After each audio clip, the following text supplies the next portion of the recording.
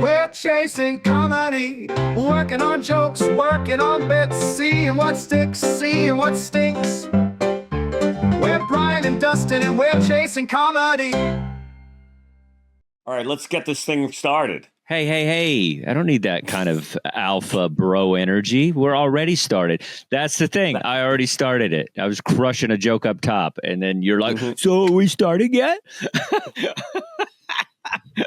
When are you going to get it, Brian? Organic. Organic. The show is just I want everything scripted. I know, you really do. You want you want a 3, 2, 1 contact. That's not what happens here. This is not the electric company. This is just, free-willing dudes.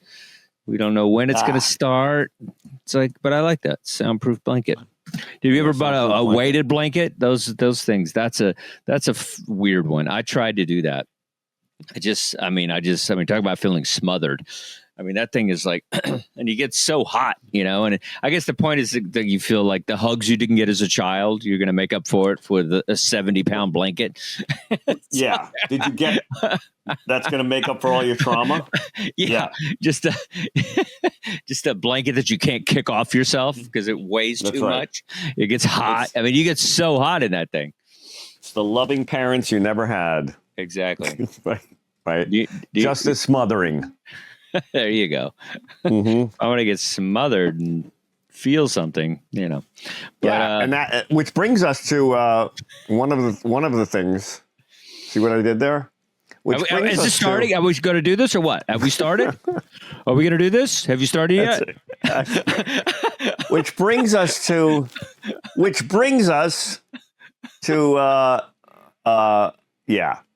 Enough of you. Enough of you. It brings us to my bit. What do you got, Brian? I'm done. Wait, we're done with you. We're done with you. You want to do the weighted blanket? Yeah, There's a weighted blanket piece. It's not bad.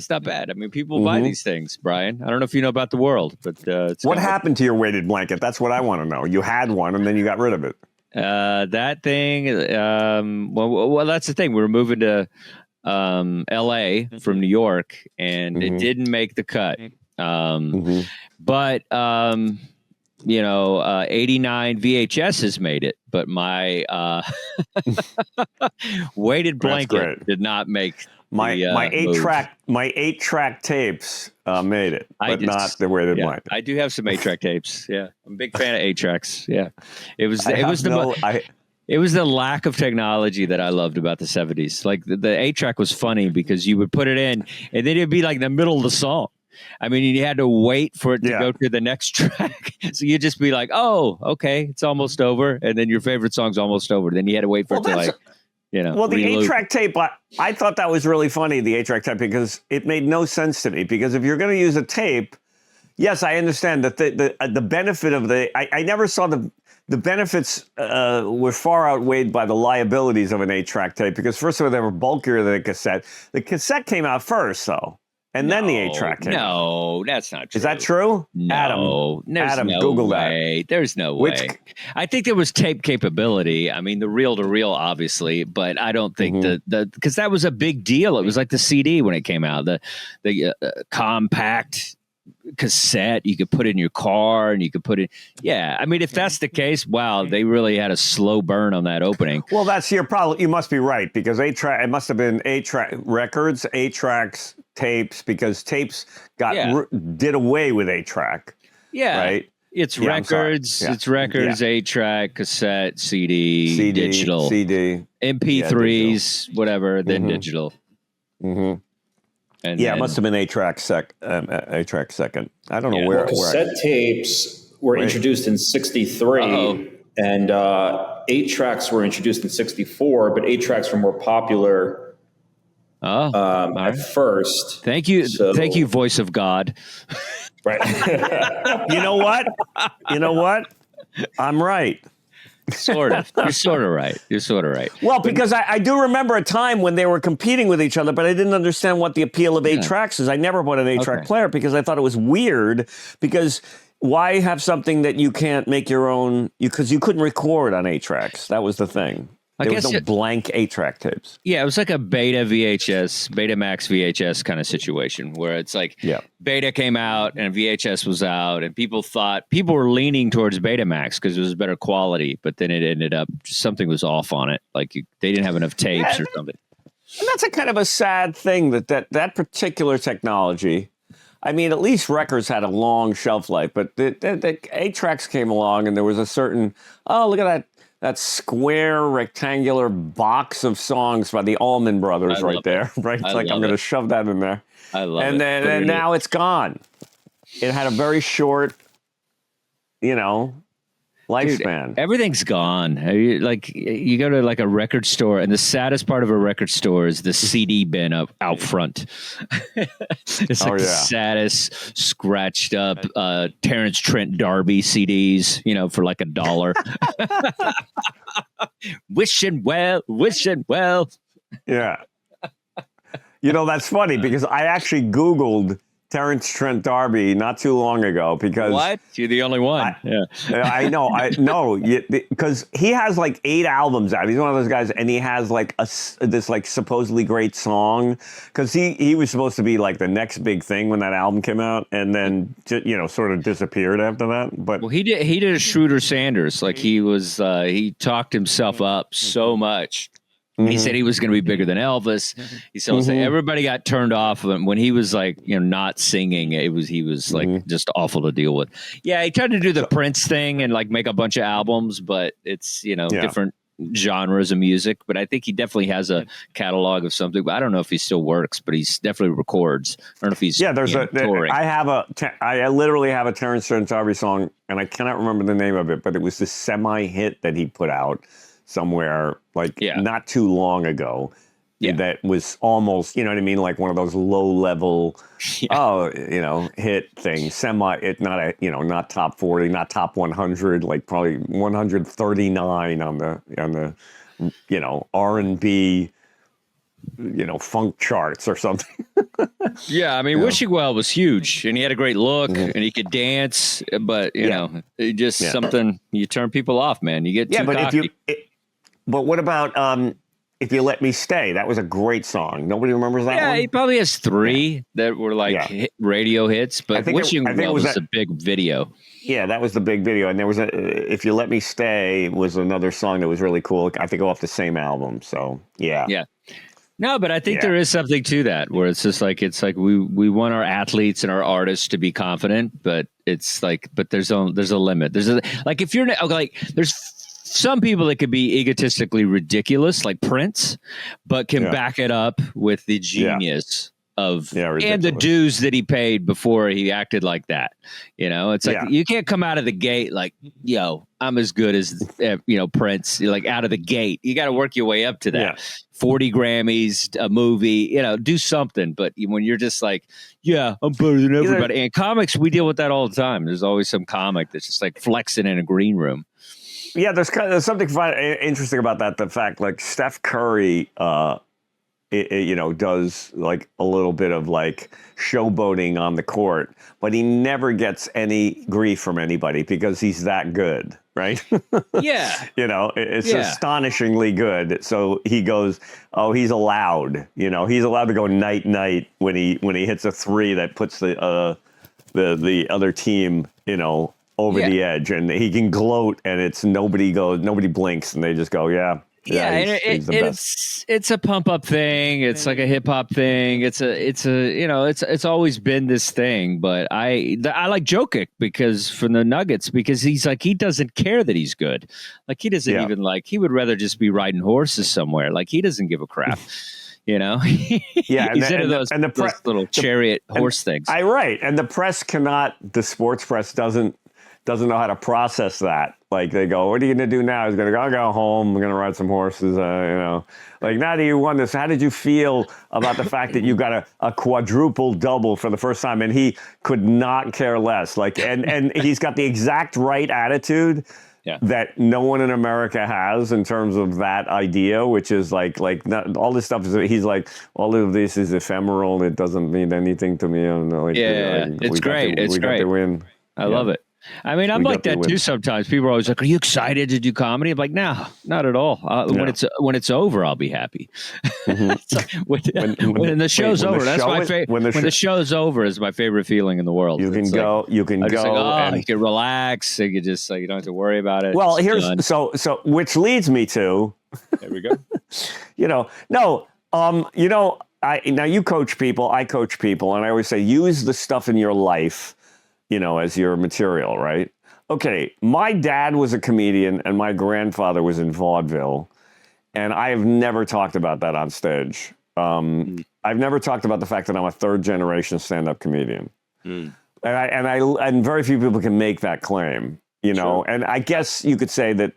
It's a bit of a stretch because my grandfather was a failed bar-owning Irish alcoholic that I never met and never knew, and totally ruined my father's life with his carousing, drinking, and running away and died of liver disease. But the idea that he was, but he had a type 5. Yes, he did. He could do mimicry. He could do people's accents, and my father could do everybody's accents. And he used to mimic people in the bar. That was his gift. And he would totally come. Someone would come in with a German accent. He would totally impersonate them. I'm doing Irish right now, but anyway, the point being that I'm a third generation stand-up comic. I almost feel like that should be the name of my HBO special, third generation comic, because nobody can say that. And I've never written about it or talked about it on stage.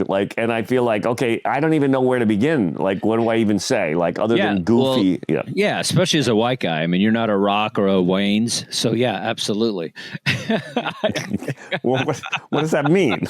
No, like Damon Wayne's family, like the Wayne's family, right. Chris Rock's family. There's a lot of different. Yes. I'm just saying it's like, that's the best part. It's just like, and people. I'm kicking around names for a special that I always want to do. Third generation comic, third generation stand-up, 3 generations stand-up. I don't even know. Or son of Snarf.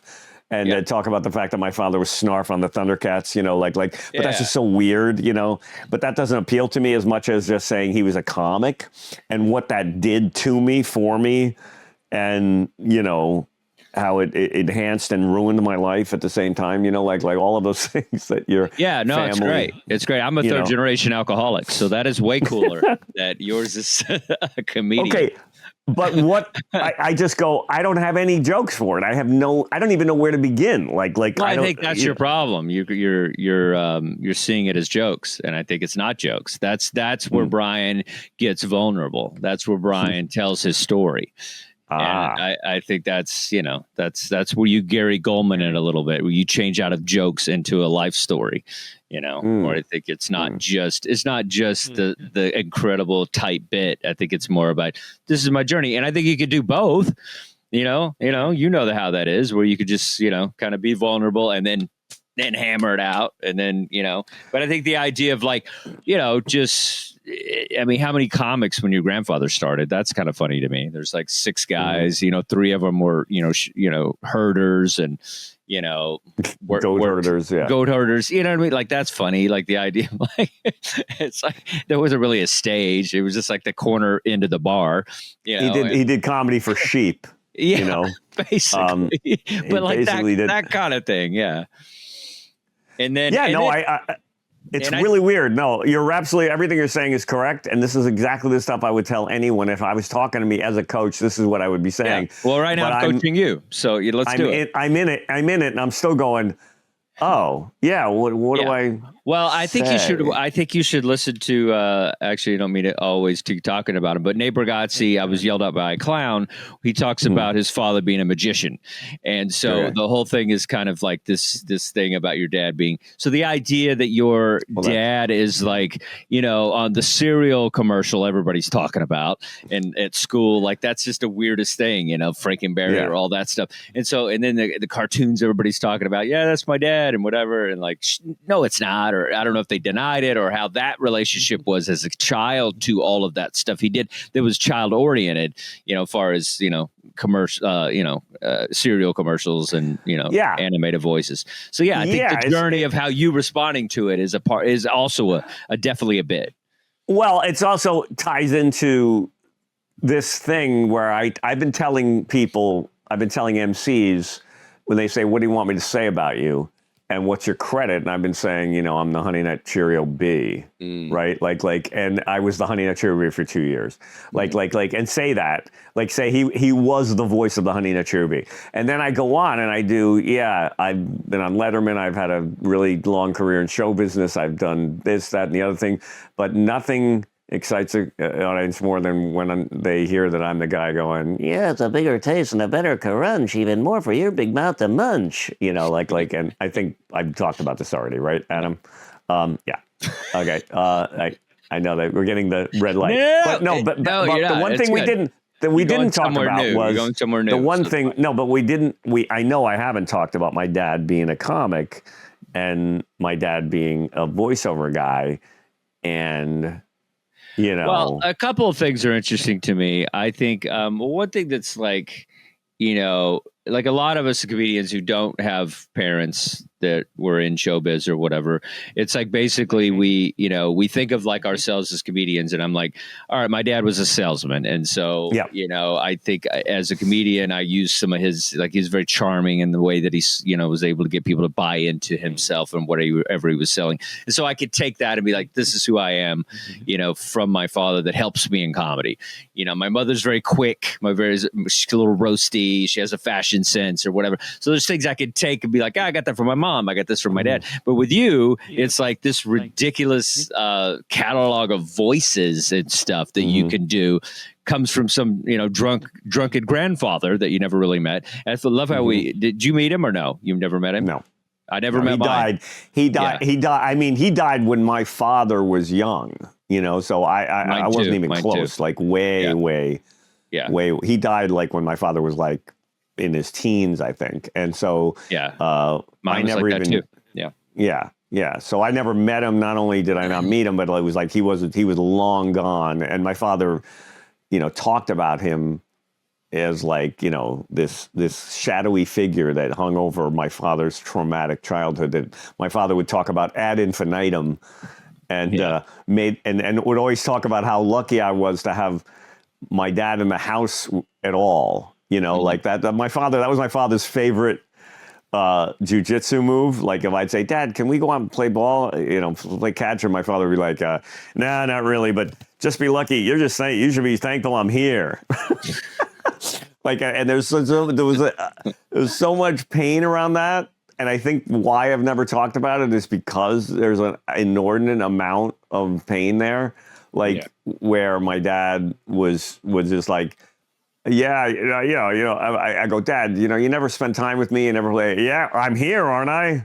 Which is more than I could say for my dad. It's like, I can't top that, Dad. See you and raise you. You win, it was an amazing, and I remember when I went to therapy and I started talking about my father's childhood, and the therapist goes to me, why are you talking about your dad, sir? You're supposed to be talking about yours, right? And I had so much internalized sense of like, oh, I'm lucky. I'm so thankful that my dad is here. And I'm not going to turn this into a therapy session here, this show, but that was like this very powerful dynamic that like my dad. No, but I think aren't I? There's something interesting about that situation, because it's like, he had a traumatic childhood, with his father, and that sucks. But at the same time, he inherited this ability to do ththese voices to make him lots of money. So there's something kind of like, there's something in that as well, where it's just like, my dad was a piece of shit, but I never had to worry about fighting. Like I know how to fight, or I know how to like do whatever. Like there's just something interesting about like, like you got to look on the bright side of things, of like parents. Yeah, there's something funny about, what did your father? I don't know. Like, he never gave me a hug, but he gave me he gave me the I can do the leg up in the Cheerios. I can audition. do a Scottish accent off the charts. Yeah. You know, he taught me how to do a Scottish accent. You know, and but he didn't teach you. It's just like the bloodline. You're just good at it. No, I doubt he sat there and said, "This is how you do Scottish." Well, see, that's the thing. No, but that's the thing. That's something I always think about. Is it the fact that you're immersed in something? Yeah. Like, or is that really music? Like, is it like the fact that my father was doing voices? I heard him doing voices. Yeah. Then I just started listening to him and started doing voices. Did I have a genetic talent that got passed down to me? I don't know. I don't know whether that's just nurture or nature. I think so. Like Rich Little, guys like that. Like that's you're just born to do that stuff. Not everybody. Daryl Hammond's good at it. There's people that are just good at stuff, and you're just they're a freak of nature on how good they are at that particular thing. So yeah, I think so. Yeah. I think so. I think it's, when I started and I used to do voices, I probably talked about this to stop me, Adam, but you would always, being an impressionist, you would have to come up with scenarios to justify doing a voice. You know, they're always so bad too. My least favorite activity was sitting around going, how do I get my Jim from Taxi? How do I get my Jim from Taxi voice into my set somewhere? So he's ordering at McDonald's. Can you imagine? Can I get a number 2? Okay, dokey. You know, hey, can I get a burger and fries? You know, you don't know how exhausting it is. I sat around with Daryl Hammond and Roger Cabler, I think it was one night, and we were all, at the time I was doing voices just like they were, and we were all talking about it. Oh God, how do you come up with, set justifications? There's absolutely no reason you should be doing a voice in your in life other than, just like for some random thing. But on stage, you have to come up with a reason why you're doing Dudley Moore from Arthur, and I always, that was always one of my favorites to do. And I had to come up with one, and I always had to come up with a new one to come up with a reason why I could do that. And that's why I stopped doing impressions, because I just said, you know what, this is too much work. It's just. What was your last impression? Was it Russell Brand as Arthur? The worst that's movie funny. of all time. That's funny. A remake of Russell Brand. That's what's funny. His name? Is that guy, Russell Brand? Is that crazy guy? Yeah. Russell Brand did a new. Yeah, Russell Brand did. Katy Perry's former husband. She's not exactly got her finger on the pulse of what's going on the planet. So made a lot of bad choices, Katy Perry.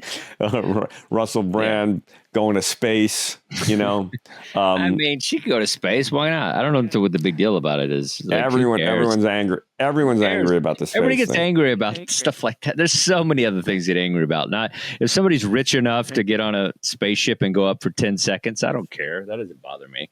Is she an astronaut? No. Is there people that work at NASA that don't get to ever see space? Okay, all right, it happens. Well, no, I think the anger was not that she did it. The anger was that it was referred to as some giant leap for like feminist leap.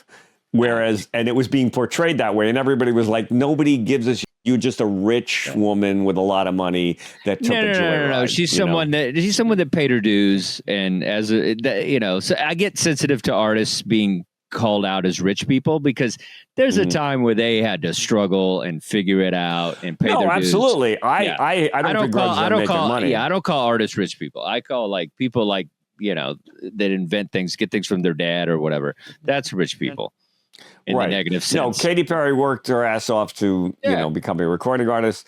I have no problem with that. But this idea that a bunch of celebrities who got to be able to get on that space shuttle or whatever it is. That's part of selling out, stadiums. Like, you deserve it. I don't have a problem with that. I think you had the sellout part right. Who cares? You're selling records and people love it. I don't care. That "Eye the Tiger" song she does, I love it. It's a good song. Well, I think you do raise a salient point. Well, that's really, but that's interesting. What's interesting about that is why am I angry about Katy Perry? don't care. You know, well, what, like of all the things, there she is. Look at her. Look, she's beautiful. Yeah. She's got the flower. Her nails are done. It's like, well, who cares? I'm into it. I don't care. People get something. My girlfriend was mad about it. I was like, why are you so mad? I don't care. There's like, well, there's women that work at NASA that can't get into space. I was like, well, okay. Well, they should write a hit song. Then maybe they'll end up out there. Yeah. It's not her fault. Well, there you go. She's, got some talent there. Sorry. I'm okay. I think she's an idiot. Of course. I think everybody's an idiot when they talk too much, but about stuff that they shouldn't be. But it doesn't make me angry. I'm just like, whatever. It doesn't affect me. I think it's the instant, rage people feel off of things that are just, it's ridiculous. I'm just like, calm down, dude. Like, well, there is that thing that I've always wanted to do a bit about how we're getting angry. People are just, the internet is a giant anger. I don't know what the word is, but it's an anger prompt book or something. It's like the internet will supply you with and tell you that who you have to be mad about and mad at. Yeah. That you have to be mad at this person. And I didn't know that I was supposed to be mad at Katy Perry until the internet told me. Yeah. That Just and going then the about internet your day. says, Poor Katy Perry. I'm going about my day, and now, are you angry about Katy Perry? Katy Perry went there. Are you angry? I go, no, I didn't really know about it. I wasn't, but I am now. You have to be, you got to be mad at Katy Perry. It's wrong. I didn't know that why am I mad at Katy? Okay, I'll be angry. I guess you hate women. I guess you hate women. You're not angry. That's a great bit. I think it's the other way around. If you love women, you're supposed to be against Katy Perry because this is not feminism. This is, support for the elite 1%. I don't know. I'm supposed to be angry at Katy Perry for a reason, and I'm not sure what it is. But the internet will tell me. Why am I mad at Katy Perry? Google that. Okay. Why am I? And I don't know what it is, but I'm supposed to be, Adam. And someone tell me why I'm supposed to be mad at Katy Perry, because I don't want to be mad at Katy Perry, but the internet says you have to. And whatever the internet tells me is that's the way I live my life. I have no principles other than that. So if Katy Perry is the enemy du jour, then who am I to judge? Who am I to judge who other people are not allowed to be not mad at? I like it. I feel like it's a very cathartic episode for you. Yeah, I think so. All out. You're getting it all out. And so your point being, we went from doing voices, and now, so I'm supposed to come up with material about my father being a stand-up, which I still, I like the idea of my father happy that he constantly browbeating me that he was in the house. That was always a I don't think, fun. I mean, I think you should also play around with the idea of comedian things as opposed to kind of more sad things. Like you could go ahead. I'm trying, and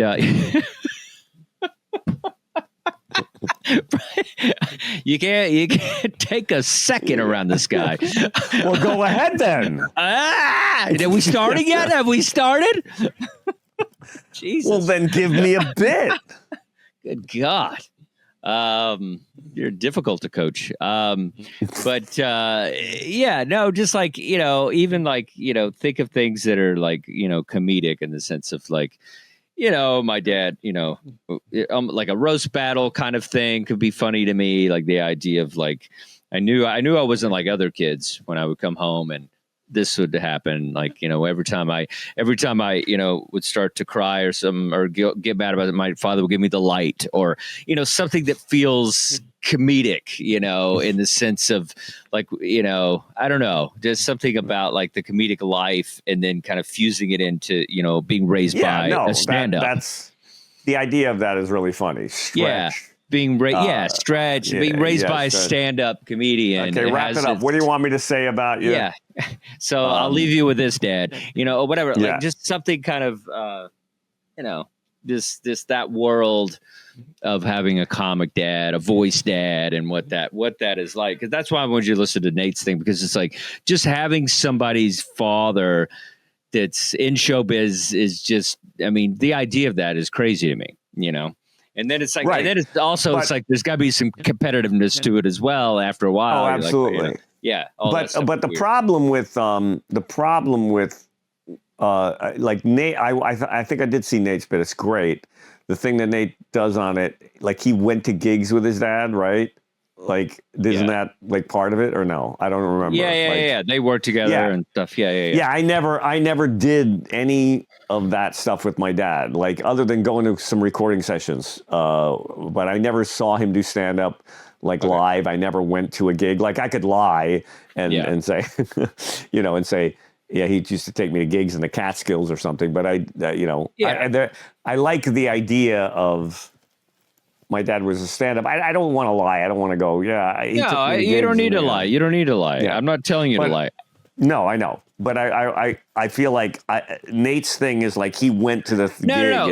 This is not the Nate thing. That's not the Nate thing I'm talking about. I'm talking about the stuff when it's just like his dad is a clown and he's yelling at him with a clown face on. So he's yelling at him, but he's still got a smile on his face. You getting yelled at by one of the ThunderCats because you didn't put your thing away is what I'm trying to get to. Oh, you getting in trouble from Franken Berry and getting a spanking from da-da-da. To me, that's funny. Like it's that could be a way to go. Like the voices, like him getting, you could do the voices of him, like, you know, talking to you and getting mad at you. He beat me with a mic stand. He beat me with a mic stand. Something like that. But the voice thing, I think, is more of your angle because you could do those voices, even though they're kind of dated. It still would be a throwback that would be really funny and probably kind of a tribute to your dad from you as well. True. That's something there. I think that could be funny. Like when you got Franken Berry telling you to take out the trash or whatever it is very funny to me. I don't know. It's so funny. It's so close to me that all the stuff you're saying, I'm going, oh my God, yeah, that's true. That's really funny. Why didn't I think of that? That's really funny. No, and I'm so saying like that's true. Franken Berry is telling me to. So I had Franken Berry telling me to. You know, Well, there's a psychological thing that you got to get over. Like I was like that when I started doing Mormon stuff. It's still kind of sometimes it's like I feel bad sometimes because the Mormons kind of took care of me. But so when I kind of mock and make fun of it or whatever, I still feel a little bad because I was like they really kind of picked me up, and so I don't want to like trash Mormonism too much because I felt like they were with me when I was in a bad place. And so it's like a connection of love that I have for them. And so I feel like I almost feel guilty when I do it. Because last time I was in Utah, I went after her and I felt bad. And I think it kind of freaked everybody out because I was like, because half the crowd was kind of like, we don't do that here. And so, but I kind of went after them. And it was, but it was my own experience from it. So anyway, I understand just kind of something that's really good that you should be talking about, but there's some sort of psychological connection thing to it that you can't quite release yourself into it. So, or unleash, I like it. No, there's definitely a lot. Yeah. But that's what keeps it light. If you're like Franken Berry's telling me I'm grounded, that's how you keep it light, They're giving me the birds and the bees speech. Yeah. It's a Thundercat. You must take. I know. You must. I got Snarf telling me. I got Snarf giving me sex advice. Yes, that's how you keep it light. And so he did voices for this, and that, and then this is like it was. I always thought I had a normal childhood. I thought everybody's dad told them the birds and the bees as Snarf or whatever you come up with. But I think that's a light way to do it. And you could say the other stuff. You could get into the stuff about your dad being like, oh well, I'm here, aren't I? And that kind of stuff. And that you could do, but to bring it up and to get the laughter and the lightness, I think is stuff like that. Just easy stuff. But just saying, you don't want to use the usual. You want to. For me, I always like to come up with something. It's really kind of clever and something like obviously what you're saying. What you're saying is in the ballpark of like really dead on because it's like Snarf telling me the birds and the bees or something like that. I got yelled at by Snarf. I got like Snarf. That, I couldn't take my dad seriously because he was Snarf on the ThunderCats, and that's hard to, you know what I mean. I got Snarf yelling at me, right? And I don't know what the joke is or what the point, you know, where or it could also be it was the Thundercat I didn't like. That's kind of funny. And it's just like he was my least favorite Thundercat. He's like, you know, because he was the moral voice of the show, meaning if you watch the show, he was the fuddy-duddy of the show because he was the one that they had an actual psychologist advisor on cartoons like that to make sure that the kids don't get bad messages. So they would always have Snarf dampen the mood if there was funny. That's really funny. That's really funny. You know, just that whole idea is very funny that they have like a psychologist on set and all that. That's very funny. Oh yeah, they have an advisor that says, "No, we don't want this. This episode of the Thundercats could turn kids on to you know." I don't know. The Thundercats were that deep. I don't know. That was all that was happening. Yeah, you'd be surprised. You know, there was actually they would always have someone like this could make the kids do whippets or something. You know, like. They'd be dress up as cats and do steroids. Or some weirdness. Some weirdness. That wait a minute, my father was the first furry. Oh, that's funny. That's kind of funny. You know, my father was ahead of the curve, you know. My dad, you guys, everyone's a furry. People are furries now. My dad was Snarf, okay? So I got you guys, see you and raise you. So he would walk through the door as like a furry? No, he didn't dress like that. Well, that's what furry means to me. I know. It's a sexual perversion thing, but I'm just trying to find. I thought he went to conventions dressed as Snarf. I don't know. No. But that's funny that he would. That's what he'd be doing now. Yeah. That'd be doing. That's what he would be going to conventions. You know. Yeah. Sign-ins. That's funny. That's kind of funny. Something about Snarf. Yeah, my dad made it out when he did, because if it was today, he would be. Oh, there you go. There's Snarf right there. Snarf, everybody. Snarf. Yeah. Oh, see, that's the one. That's the only Thundercat not in shape. No, he let himself go. He was the least cool Thundercat. I'm sorry. It was just like, you know. No, yeah. But he was kind of the Yoda, right? He had a bit of that, yes. But my father. But the paradox of the show was my father was also Slithe, who was this evil. See if you can pull a picture up of Slithe on the Thundercats. I'm sure there's I think it's Slithe, I believe. And he's like this reptilian creature. And he had a voice like, arr. So my father was like, Snarf. In a nice, sweet character. And then he was, we will destroy the Thundercats. Are you setting on a lot of memorabilia and stuff? No, but I do get checks. Nice. Do you really? That's amazing. Good for Dad setting that up. Yeah. Yeah. There's Slide. There you go. There you go. Yeah, that's my dad right there. Yeah. You don't have the action figures? That'd be worth something. Yeah, I know. I wish, That's cool. My dad was never into that. My dad was never into, and I think he really messed me up in some ways because he used to. My father would never talk about, in advertising, you never drew attention to the fact that you were the voice of something.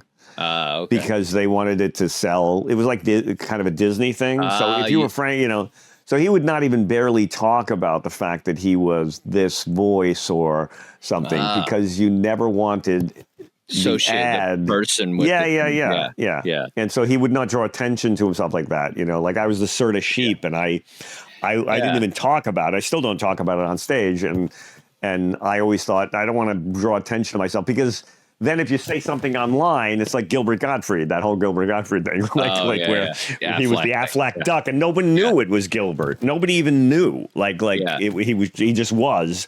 And then he got into trouble. He said something. And then people were like, oh, he's the Aflac duck. And no one even knew that. It was like, because it wasn't really...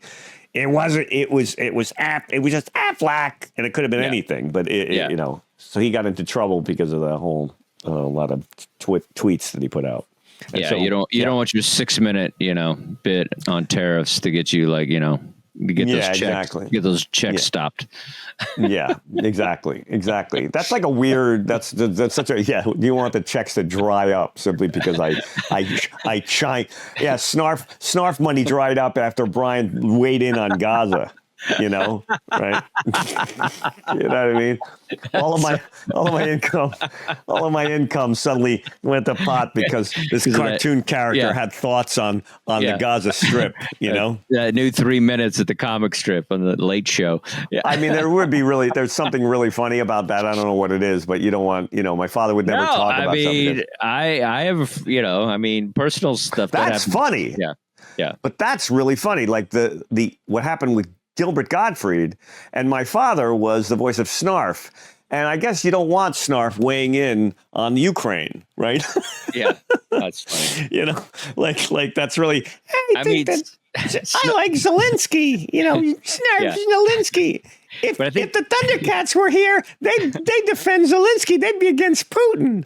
Right. But I think, the Snarf thing is very specific, obviously. So that's going to be funny. Well, and also I think you're going to need a joke, those explaining jokes where it's like, if you don't know Thundercats, it was basically this. Sure. And these cats would come in and they were like they were jacked up cats and they were, jacked up cats. Yes. They were jacked cats. They were calicos on steroids. Yeah. Wait, that's really funny. That's like something really funny about that. That's like they're calicos. I don't know why steroids isn't funny. I think it's funny, but like it would be so much funnier, but it's not as accurate to say they were like basically, calicos is really funny. Calicos on steroids is pretty funny, I guess. Yeah. Calicos on Ozempic or on what else do they take? Like what else on testosterone, steroids, injections, steroids. No, but what are they? Yeah. They were juicing. Juiced up. Yeah, look at that. Look at that. Yeah. They are especially the main dude and the little Gollum dude in the corner. Like they are ripped. Yeah. Well, the old dude too. That's funny. Just say that. What kids didn't want to like do steroids after watching ThunderCats? They talk about like. Well, ThunderCats and the other one, He-Man. Like He-Man and ThunderCats really like promoted this thing where like, you really gotta don't skip leg day. You know what I mean? Like it was like, look at these legs. Right, and you're right about Snarf. Is like the couch potato of the group. He's like the guy. He really is. Yeah, look at him. He's like, we'll eat some cookies. Hide in a bush. I'll see. He's doing later. mushrooms. He's doing mushrooms. He's like, he's definitely tripping. Yeah, he's doing shrooms. Thundercats. If you watch the show, my father was Snarf. He was the most out of shape of the Thundercats. Well, here's something that might change your life. I think your content, you should do some retrospective, like maybe videos and tribute, to Thundercats and your dad and stuff. That might be kind of funny, man. You just have kind of like what Charles is doing, but like with your life connected to it is kind of funny and kind of great because then you show the little video or the picture or whatever, and then you talk about my dad was this or what. I think it's really cool. I think you'd be surprised. That's something that's going to pop because I know you like doing all that stuff, but I think that might be something to think about. That might help your numbers when you do a funny bone in Columbus. True. Yeah. But you're right, because if I hit the sweet spot on a bit about this, I mean, where it checks the boxes of.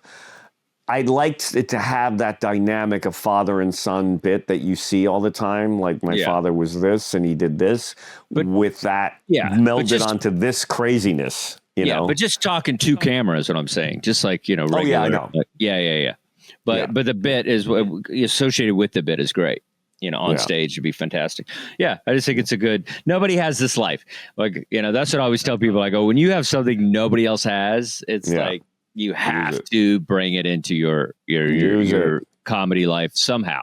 It doesn't always have to be stand up, but you gotta touch on it in some way because it's like nobody's gonna have a Thundercats dad bit ever. Bill Burr is genius, but he ain't gonna have a Thundercat dad joke. That's true. He's gonna crush the whole white people woke thing, but he ain't gonna crush the dad Thundercats thing. No. And there's something really funny about I've always been like, oh, he's the least cool Thundercat, but maybe there's an angle where I think it's actually better to say, and people go, oh, that's the least. No, let me tell you something about Snarf on that show, okay?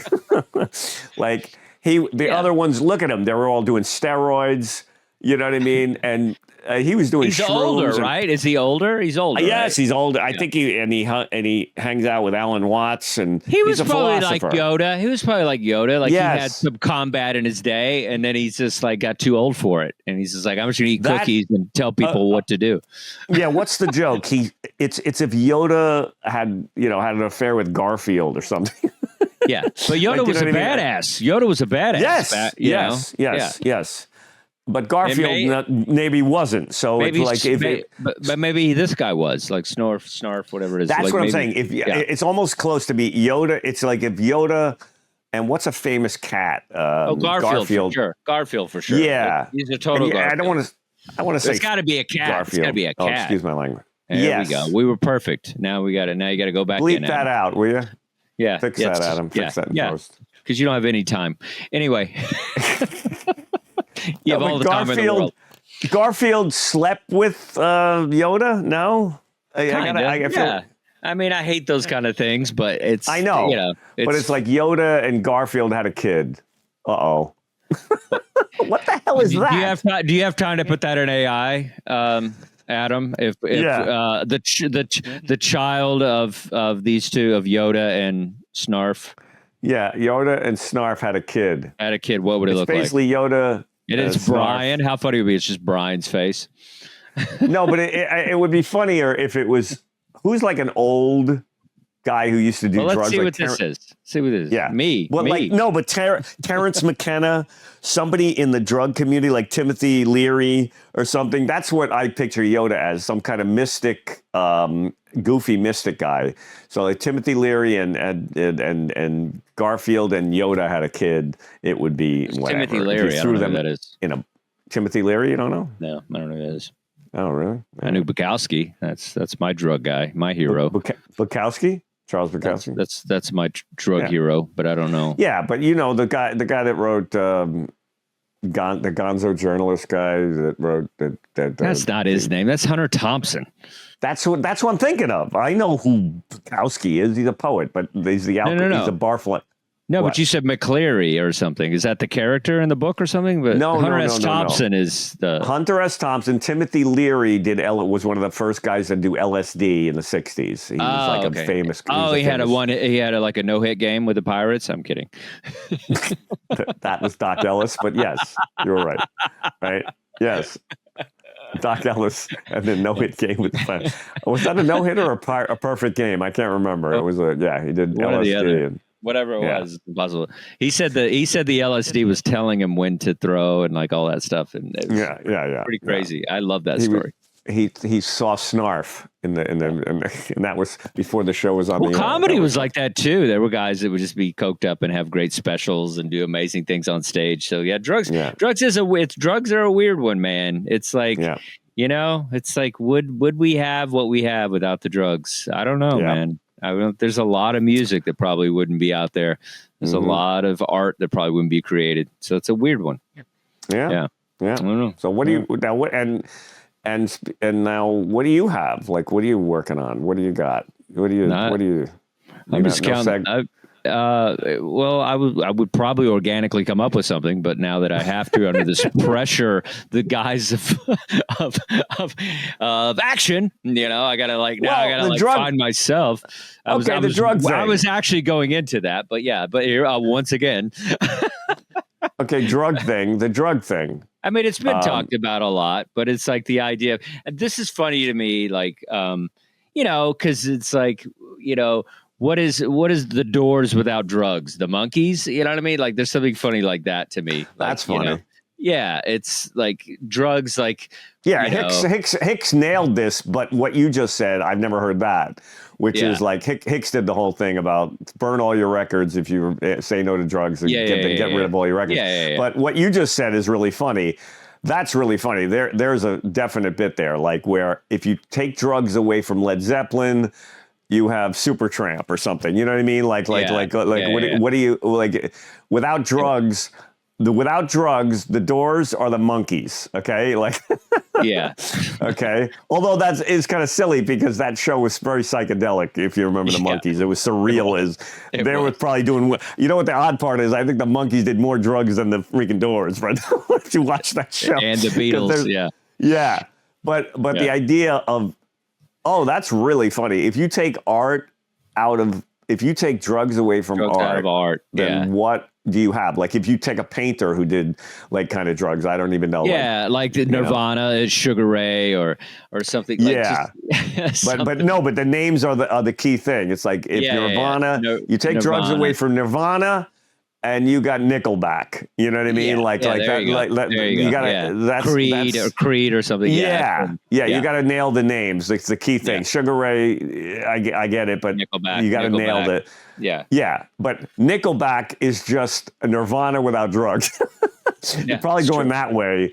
I don't know whether the punchline should be in the front or the back or whatever, but that's if funny. Nickelback had done a little more heroin, then we'd all be worshiping Nickelback, you know? The problem with Nickelback is they didn't do drugs, okay? Because Nickelback is basically Nirvana without drugs, okay? This is what Nirvana would be if they didn't take drugs, okay? Yeah. Because if you could pick up the most milquetoast band, like pick a really lame. Imagine Dragons or Coldplay. Coldplay's funny because like Coldplay, but Coldplay is kind of I'm thinking of like a real lame milquetoast band from the 70s or 80s, not like that is kind of famous for being mediocre, and I don't know who that would like the Osmonds, kind of like that. New Kids on the Block. That crank out. Yeah, the New Kids on the Block. Hanson, pretty bad. Yeah, that you're close. It's like the right. If you took them and give them drugs, like Hanson would be. If Simon and Garfunkel is just Hanson on drugs. Well, like that's close to what I'm trying to say.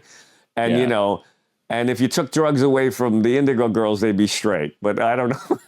That's funny. I don't even know. There's just something. Yeah, there's just something about like But yeah, like the Hicks joke is great, and it's nobody's going to touch that. But I do like the idea of specific, bands. That's a great joke, Dustin. That's a great. The Monkees. You got to make a list of them. Nickelback, Monkees. Just like pick bands. What is a really lame? Like I picture like a folky, crappy, a band that would be on like the one of those talent Osmond shows that is just mediocre that everybody who Kiss? No, Chris has that. They don't have Yeah. I know, but they have a sheen of coolness about them. You got to find somebody lame that you can go. Well, Nirvana, Black Sabbath without drugs is Kiss. I like Black Sabbath. Take Black. No, see, that's the thing. I think Kiss still has too much coolness to make that joke work. But I love Black Sabbath as the beginning part, and then if you take that out of Black Sabbath, you got the New Kids on the Block, like that. But that's that doesn't work either. But that's the ballpark. If you give a K-pop band, that's such a great. I love the idea of adding drugs or taking drugs away, turns this to that. Okay, and if you took, what are the worst, most lame ass bands that everyone looks back and go, what were we thinking? Adam, give us a list. The worst bands of all time. Lamest bands in history that everyone hates or something. That's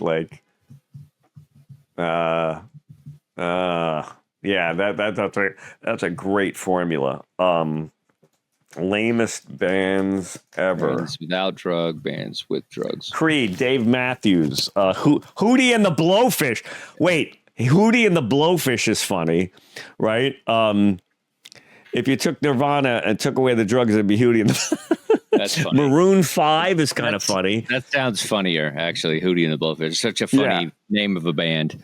Yeah. Like Hootie and the Blowfish. And it's still not that old where people will kind of know it. So it's like, it's dated, one of the worst, but not that bad. Yeah, one of the worst bands ever. I'm just like, you got to get along.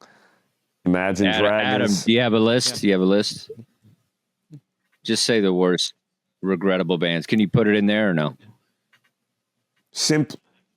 Oh, he pulled it up. Okay.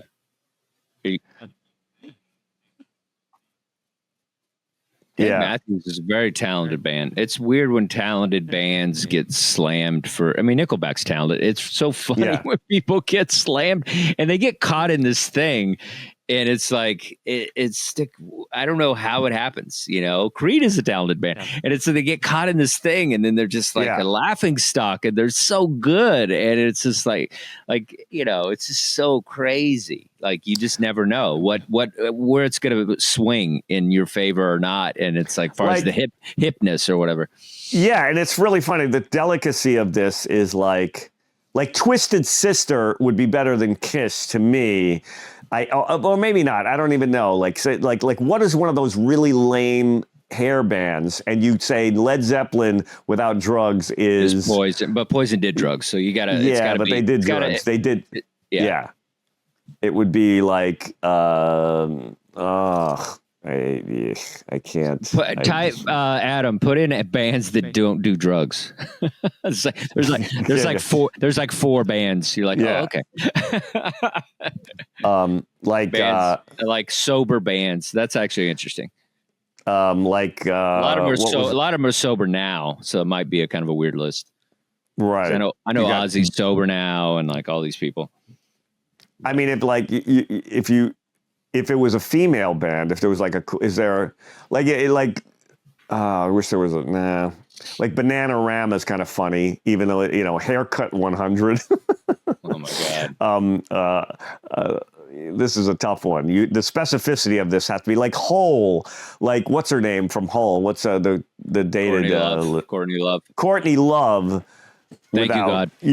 Without drugs is Bananarama. You know what I mean? Like is like that's something like that. Bon Jovi is like is a kind of funny punchline, even though there's got to be something funny about that, or maybe not. But anyway, Bananarama, and I like these bands. So crap. Like Bananarama? Nobody likes Bananarama. It was just something we were forced to listen to in '87. Yeah, I guess so.